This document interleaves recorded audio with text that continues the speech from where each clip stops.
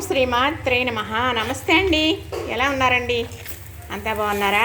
నేను కూడా బాగున్నానండి. ఈరోజు ఏం కూర చేసానో చెప్పనా? పనసపొట్టు కూర. మాకైతే పనసపొట్టు పుష్కలంగా లభిస్తుందండి.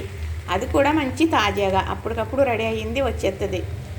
మరైతే కొనుక్కోవడం జరుగుతుంది. అందరికీ ఇలా ఫ్రెష్గా దొరుకుతుందో లేదో నాకు తెలియదు, కానీ ఎలా దొరికినా మాత్రం వండుకోండి.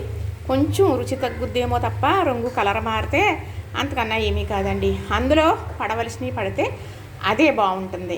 కానీ మరందరికీ ఫ్రెష్గానే దొరుకుతుంది అనేది చెప్పలేం కదా, కొన్ని చోట్ల లభించకపోవచ్చు.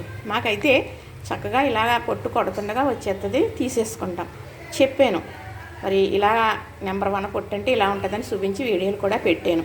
కానీ అలాగే ఉండాలి, అలా లేకపోతే వండుకోకూడదు అనేది కూడా కరెక్ట్ కాదండి. చక్కగా ఇదైతే రెడీ అయిపోయిందండి.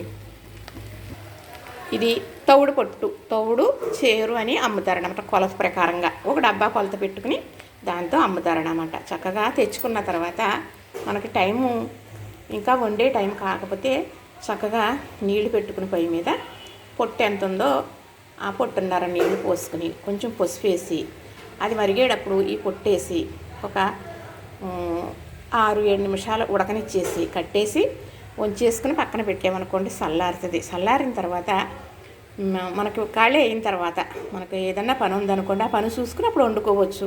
కానీ తెచ్చుకున్న తర్వాత పచ్చిపొట్టు ఉడికించకుండా అలా బయటే ఉంచితే కనమారుతుంది, అంటే అది కలర్ మారుతుంది. కలర్ మారితే రుచి మారుతుందని పెద్దలు చెప్పే మాట కనమారుతుంది అని చెబుతున్నాను. కలర్ మారిందనుకోండి రుచి కొంచెం తగ్గుతుంది అన్నమాట. కలర్ మారకుండా మనం ఉడకబెట్టేసి ఉంచుకుంటే ఈ రోజన్నా వండుకోవచ్చు.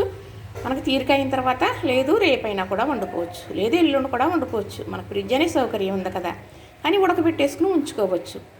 అలా ఉంచితే పచ్చిపొట్టు మరి కలర్ అనేది మారితే రుచి అనేది తగ్గుతుందని. తర్వాత మాకైతే ఇలాగ తవుడు సేరు లెక్కన తెస్తారన్నమాట. చెప్పేసాను మీకు ఇంతకుముందు. మరి తెచ్చిన తర్వాత నేను మా వారు తీసుకొస్తారా, నేను పూజ డావిలో ఉంటానంటే మా వారు 4:30 అవ్వకుండా వెళ్ళిపోతారు బయటికి పాలు ఇవన్నీ తీసుకురావడానికి. అది తెచ్చి అక్కడ పెట్టారనుకోండి, ఫ్రిడ్జ్లో అయ్యి పెట్టను. నేను ముందు తలకు స్నానం చేయకుండా అది వారాలప్పుడు చేస్తాను. వారానికి 2-3 సార్లు మాత్రమే తలకు చేయకపోతానేమో, కానీ స్నానం చేయకుండా స్టవ్ అనేది వెలిగించనండి. అందరికీ అలా వీలవదు అలాగే చేయండి అని మాత్రం నేను చెప్పను సమండి. నేను పూజకి రెడీ అవుతూ ఉండగా తెచ్చారు అనుకోండి, చక్కగా నీళ్ళు ఎసరు పెట్టేసి అది ఉడికించేసి అది ఉడుకుతూ ఉంటే చిన్న మంట మీద ఇలాగా పూజ కార్యక్రమం చేసేసుకుంటాను. ఉడికిపోయిన తర్వాత వడబొట్టలో పోసి పక్కన పెట్టేస్తాను. మరి అన్నీ అయిన తర్వాత కొంచెం టీ తాగిన తర్వాత టిఫిన్ చేసిన తర్వాత కూర చేస్తాం కదా, అప్పుడు కూర పసరు చేసేసుకుంటాను అన్నమాట. మరి నాకు అలాగే వీలవుతుందని చెబుతున్నాను. మీరు అనుకోండి అలాగా ఉడకబెట్టుకోవడానికి పోను గంట టైం కావాలన్నా కూడా ఫ్రిడ్జ్లో పెట్టుకుని ఉడకబెట్టేసుకొస్తామండి చక్కగా.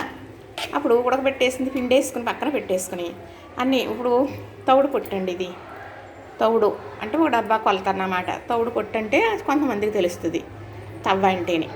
అది ఉడకబెట్టేసి పక్కన పెట్టుకున్న తర్వాత సరిగ్గా పెద్ద స్పూన్ అయితే 1 స్పూన్, బాగా చిన్న స్పూన్ అయితే 2 స్పూన్లు ఆవాలు తీసుకుంటానండి. అందులో ఏ స్పూన్తో ఆవాలు తీసుకున్నానో అదే స్పూన్తో ఉప్పు కూడా తీసుకుంటాను.